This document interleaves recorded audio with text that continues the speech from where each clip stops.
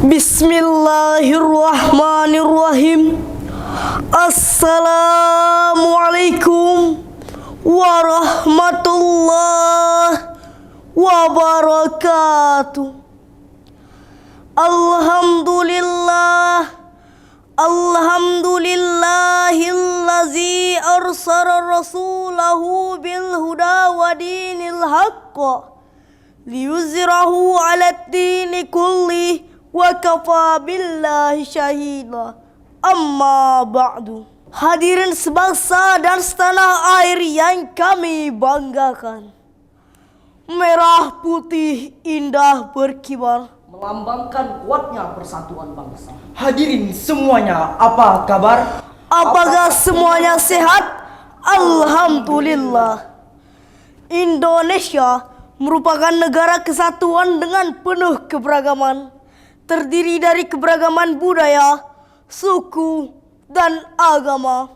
Di satu sisi hadirin, keberagaman ini menjadikan Indonesia sebagai negara yang unik dan juga menarik. Ada suku Jawa kalau bertanya, jenengmu siapa? Jenengku Iem. Ada pula bila bahasa Minang bertanya, siapa kau? Nama den ya. Dan ada juga bahasa Batak bila bertanya, ise goarmu, goarku butet. Dan masih banyak ragam bahasa lainnya. Hadirin, keberagaman ini kalau tidak dijaga dan dikelola dengan baik dapat menjadi sumber potensi konflik, baik konflik antar etnis, Konflik antar suku, Maupun konflik antar agama. yang pada gilirannya dapat meruntuhkan falsafah negara kita, Bhinneka Tunggal Ika, berbeda-beda tetapi tetap satu jua. Bahkan hadirin, dengan adanya keberagaman ini dapat menjadi target dan sasaran bagi pihak-pihak yang tidak menginginkan Indonesia sebagai negara yang kuat, hebat, dan bermartabat dengan memicu sumber potensi konflik, terutama konflik agama yang sangat berbahaya bagi tegaknya pilar-pilar persatuan dan kesatuan bangsa. Saudaraku, kita sebagai umat Islam Indonesia, sebagai penduduk mayoritas di negeri ini, kitalah yang harus mengerti dan memahami konsep keberagaman dan toleransi dalam perspektif Islam, agar kita nantinya dapat menjadi garda terdepan untuk menuju Indonesia maju dan jaya. Atas dasar inilah tergugah hati kami untuk menyampaikan syarahan Al-Quran dengan judul Merawat Kerukunan dalam Bingkai Kemerdekaan. Sebagai landasannya, mari kita simak firman Allah di dalam Al-Quran surah Al-Hujurat ayat 13 yang berbunyi, Bismillahirrahmanirrahim. Ya ayyuhan nasu inna khalaqnakum min dzakarin wa untha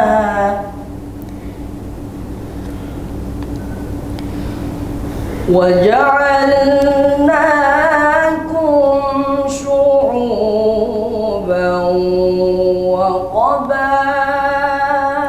وقبائل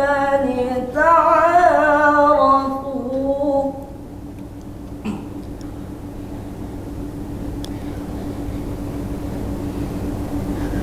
إن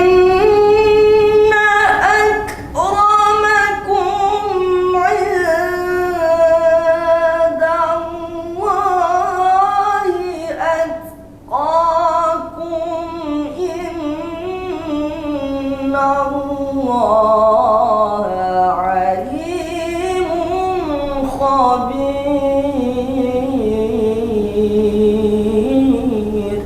Aku berlindung kepada Allah dari godaan syaitan yang terkutuk dengan menyebut nama Allah yang Maha Pengasih, Pelimpah Kasih, lagi Maha Penyayang, Penebar sayang. Wahai manusia, sesungguhnya kami telah menciptakan kamu dari seorang laki-laki dan seorang perempuan. Kemudian kami menjadikan kamu berbangsa-bangsa, bersuku-suku, agar kamu saling mengenal. Sungguh, yang paling mulia di antara kamu di sisi Allah adalah orang yang paling bertakwa. Sungguh, Allah Maha Mengetahui, lagi Maha Teliti. Dewan Hakim yang mulia, hadirin yang berbahagia. Syekh Profesor Dr. Wahbah Azwali di dalam kitab tafsirnya Al-Munir jilid 13 halaman 581 menukilkan dua riwayat sebab turunnya ayat tadi. Salah satu di antaranya adalah riwayat dari Ibnu Abi Adin dari Abi Mulaikah bahwa pada hari Fathul Mekah Bilal Rabbah naiki atas Ka'bah lalu memandangkan azan. Beberapa sahabat memprotes seraya menghina Bilal dengan berkata, Ahadal Abdul Aswadu yu'azzinu zahril Ka'bah. Mengapa budak hitam ini yang mengumandangkan azan di atas Ka'bah? Lalu hadirin turunlah ayat tadi. Kemudian Rasulullah memanggil para sahabat dan memperingati mereka untuk tidak sekali-kali bangga dengan keturunan mereka dan tidak merendahkan orang-orang fakir. Jangan bangga jauh pangkai. Firaun dulu bangga di hebatnya ditenggelamkan Allah di Laut Merah. Jan bangga dek haroto, korun bangga dek kainyo, indak namah babagi. Allah tenggelamkan jo hartonyo dalam tanah. Yang membedakan awak di sisi Allah adalah ketakwaan. Dari batuan Pak, dari batuan Abu. Sedangkan menurut Profesor Dr. Haji Muhammad Quraisy Shihab dalam karya monumentalnya Tafsir Al-Misbah halaman 617 yang menjelaskan kepada kita bahwa kata syu'uban dan qabail merujuk struktur sosial yang paling besar dan beragam, yakni nation and tribes. Demikian yang diungkapkan oleh Profesor Dr. Said Qutb di dalam kitab tafsirnya Fi Zilalil Quran pada jilid 10 halaman 401 hingga 402 yang mengatakan bahwa kata lita'arofu yang memiliki arti kehormatan ini menuntut kita hadirin untuk hidup saling kenal mengenal, bukan malah menimbulkan perpecahan, Perselisihan. Gonto-gonto kan? apalagi sampai perpecahan antar umat beragama. Padahal kita ingat pepatah orang-orang tua kita dahulu, tak kenal maka tak sayang maka tak cinta. Bersatu kita kokoh, berseteru kita roboh. Memang manis si gula-gula, begitu juga negeri kita. Ragam suku dan budaya dari Aceh sampai Papua. Ragam umat agamanya yang bersatu di Indonesia. Indonesia negeri tercinta, kita semua wajib menjaga. Kita semua wajib menjaga. Setuju hadirin? Majelis Hakim yang budiman, hadirin sebangsa setanah air yang kami banggakan. Keberagaman antar warga negara hendaknya kita jadikan sebagai sarana untuk memperkuat persatuan dan kesatuan bangsa, bukan malah menjadi isu membuat kita pecah, tidak bertenggang rasa, membuat kita terombang-ambing diambang oleh bencana. Oleh sebab itu hadirin, Islam sebagai agama yang dapat menjawab persoalan manusia di muka bumi ini, memberikan solusi atau jawaban. Sebagaimana firman Allah di dalam Al-Quran surah Al-Mumtahanah ayat 8 yang berbunyi, La yanhakumullahu 'anil ladzina lam yuqatilukum fid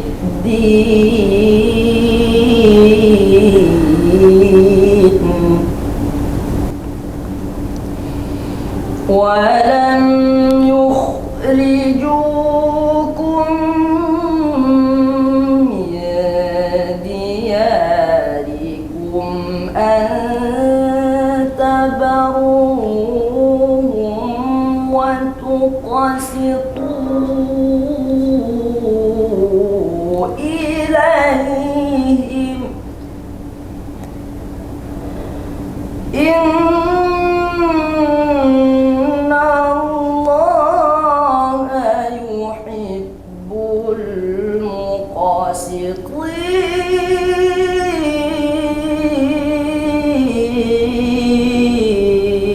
المقسطين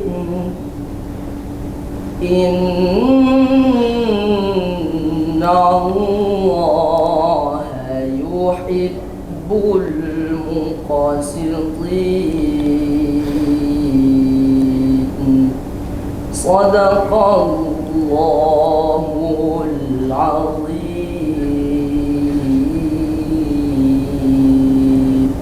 Allah tidak melarang kamu berbuat baik dan berlaku adil terhadap orang-orang yang tidak memerangimu dalam urusan agama dan tidak mengusir kamu dari kampung halamanmu.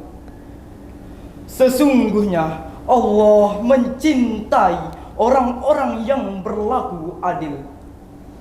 Maha benar Allah atas segala firman-Nya. Majelis hakim yang kami muliakan, hadirin yang kami banggakan, di dalam kitab Lubabun Nukul fi Asbabin Nuzul karya Imam Jalaluddin As-Suyuti, di dalam kitab tafsirnya Jalalain halaman 234 yang menjelaskan kepada kita bahwa ayat tadi turun berkenaan kisah Asma binti Abu Bakar.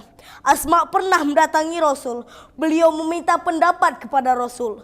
Wahai Rasulullah, aku dikunjungi oleh ibu kandungku Siti Khutailah binti Abu Uzza, seorang musyrikah. Bolehkah aku berbuat baik kepadanya sementara ibuku itu seorang musyrikah? Rasul pun menjawab, ya tentu boleh. Lalu hadirin, turunlah ayat tadi bahwasannya Allah tidak melarang kamu berbuat baik dan berlaku adil terhadap orang-orang kafir yang tidak memerangimu dalam urusan agama, sehingga kamu merasa terkucil dan tidak mengusir kamu dari negerimu, sehingga kamu merasa terpencil. Baginda Rasulullah SAW pernah berkata, Ahabbudin ilallahi hadifiyatis ahabba. Agama yang dicintai Allah adalah agama yang lurus lagi toleran. saudaraku, ajaran Islam menyuruh umatnya untuk merangkul, bukan memukul. Senantiasa mengajak, bukan minta. Senantiasa mendidik, bukan menghardik. Senantiasa merendam, Bukan pendendam. senantiasa mengilhami, Bukan menghakimi. senantiasa ramah dan bukan suka pemarah. Oleh sebab itu hadirin, keberagaman antar warga negara hendaknya kita jadikan sebagai wadah untuk memperkuat persatuan dan kesatuan bangsa, untuk mewujudkan masyarakat yang adil dalam kemakmuran, makmur dalam keadilan, sehingga menjadi bahagia lagi toleran. Majelis hakim yang arif lagi bijaksana, hadirin sebangsa dan setanah air yang kami banggakan. Dari uraian-uraian yang telah kami sampaikan tadi, dapat kita tarik beberapa kesimpulan di antaranya. Pertama, menghormati, menghargai, serta memahami perwujudan sikap iman yang benar, yakni rasa persatuan dan kesatuan antar warga negara. 2. Keberagaman antar warga negara hendaknya kita jadikan sebagai ketahanan bersama untuk memutus mata rantai orang-orang yang berniat ingin memecah belah persatuan dan kesatuan bangsa, dengan cara menguatkan persatuan dan kesatuan bangsa dengan wujud falsafah negara kita, Bhinneka Tunggal Ika, berbeda-beda tetapi tetap satu jua. Demikian telah kami sampaikan tadi. Terima kasih atas segala perhatiannya. Mohon maaf jika ada kekurangan.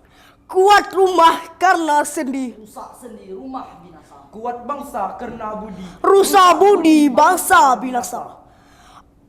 Kami akhiri, wabillahi taufik wal hidayah. Assalamualaikum warahmatullahi wabarakatuh.